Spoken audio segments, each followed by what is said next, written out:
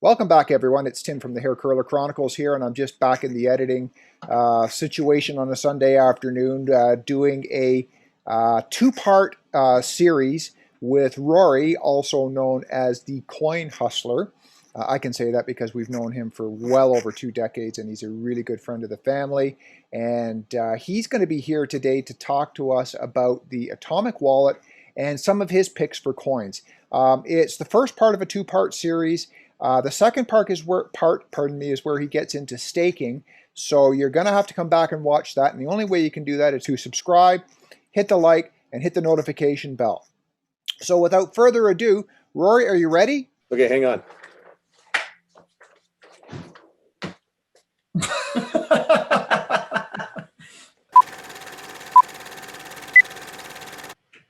Hello, everybody, and welcome back to the Hair Curler Chronicles. You got Tim and Nancy Danter coming to you from the garden shed today. We like to change it up around here. Anyways, on today's episode, we have our very, very dear friend, Rory, joining us. And this is an exciting moment for us because Rory was actually the first person to ever introduce me to cryptocurrency. And I remember thinking when he sent me I said, I don't know anything about this. And this was just baseline Bitcoin. I know nothing about this. I don't know why anybody would want this thing. I've got Canadian dollars. I got the US dollars when I go there. I don't need Bitcoin. And so it's just really, really funny because that was back, I think, last June. And now, not even a full year later, you and I are totally immersed in cryptocurrency. So happy to have you here, Rory. Thank you for joining us today. How are you? I'm awesome. That's good. It is funny to think about how you had to really, really convince me to look at this. Well, you picked it up quickly, so that was cool. Yeah, except that you gave me some compelling things to think about. And I know that you've been doing crypto for quite some time. And you started off in the Bitcoin world, sort of like that you got us involved with Bitcoin. And then you've journeyed down another path, which is typically what happens for most people. Like you go, once you get the Bitcoin bit in your head and It's the gateway. It's the gate, almost like the gateway. Yeah, for sure. And so what was, you're rolling your eyes at me again. I always roll my eyes at you. What do you want for nothing?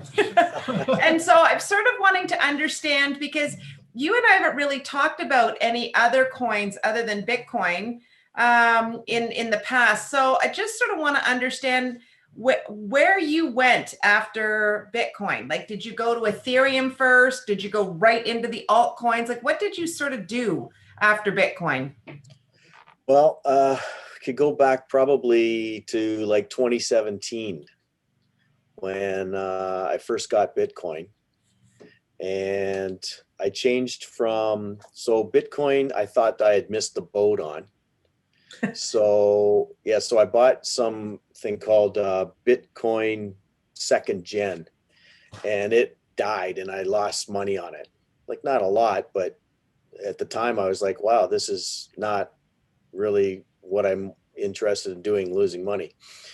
So I didn't really do a whole lot with it for a couple of years. And then I saw it again, then I dove back in, and Bitcoin, was on its, the 4-year cycle, I believe. Okay. So it was in its, doing nothing mode.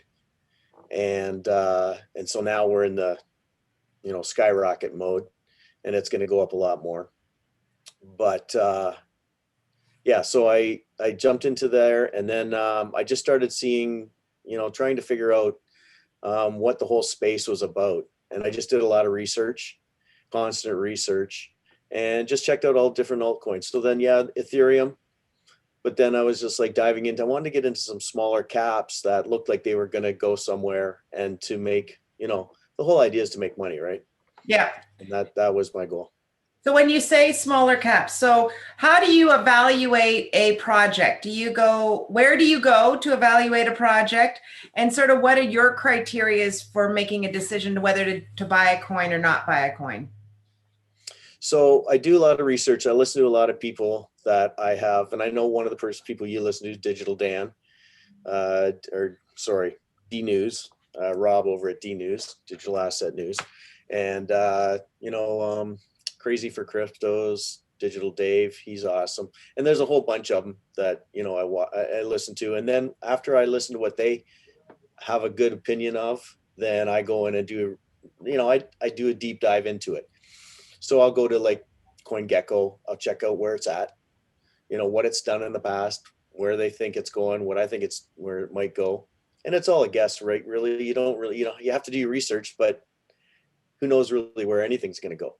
So then I pick a few that I want and I just dollar cost average in. Yeah, you taught me that dollar cost average. Don't FOMO, dollar cost average, and we live by that today. We don't typically FOMO in most things. No. Yeah, because I'm not a trader. I don't like trading. I don't have the time to trade. I don't want to trade. I just hodl, and I just buy the projects that I think are going to go somewhere.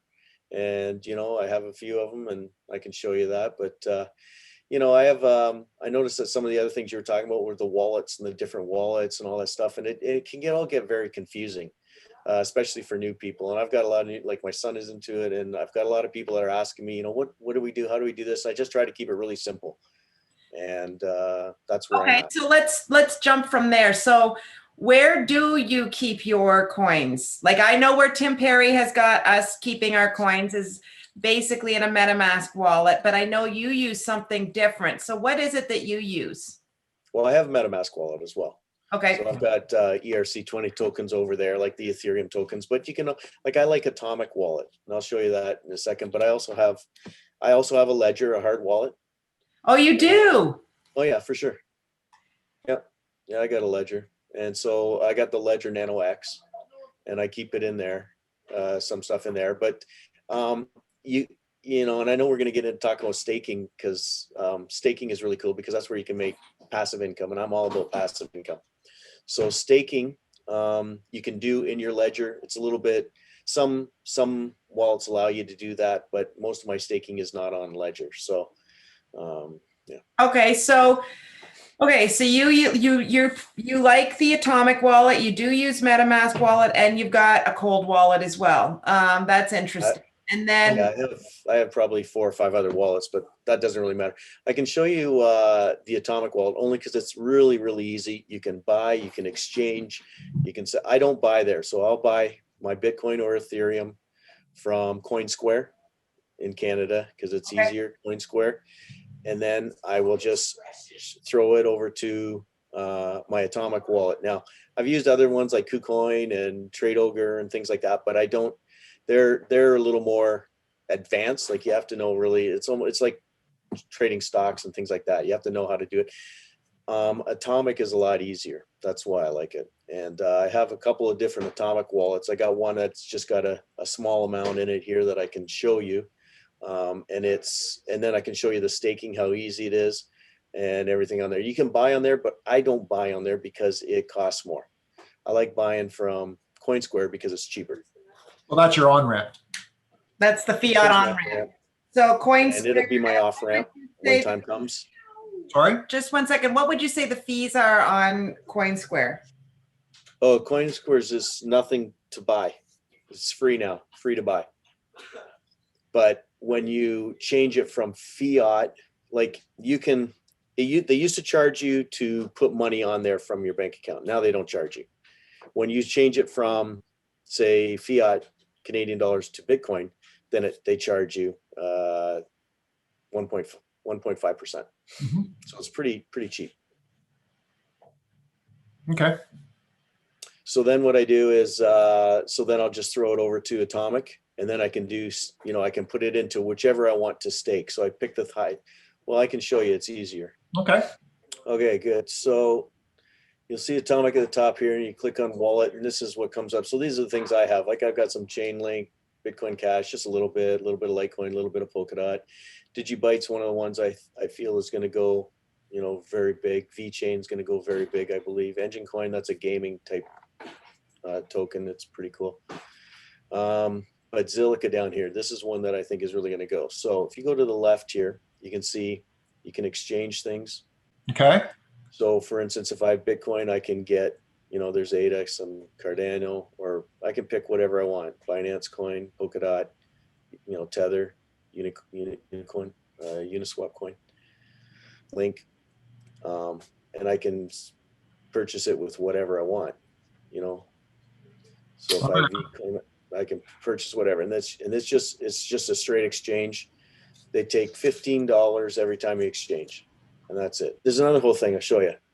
Support. If you go in here, it tells you all the different things that you can use. Now, Atomic Wallet has their own token, and that token is what you earn when you, if you buy some Atomic, you can earn money whenever you do an exchange. So, you can make 1%, 1.5%, so on. Thanks, Rory. That brings to the end part one of our two-part series with Rory.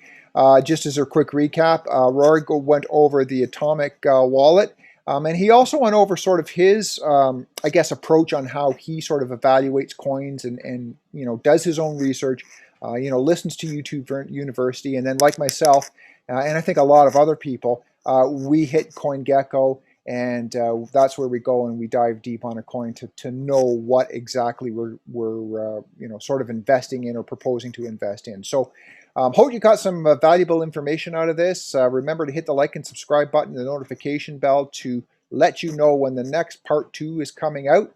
And thanks for tuning in. Hope you got some value out of it.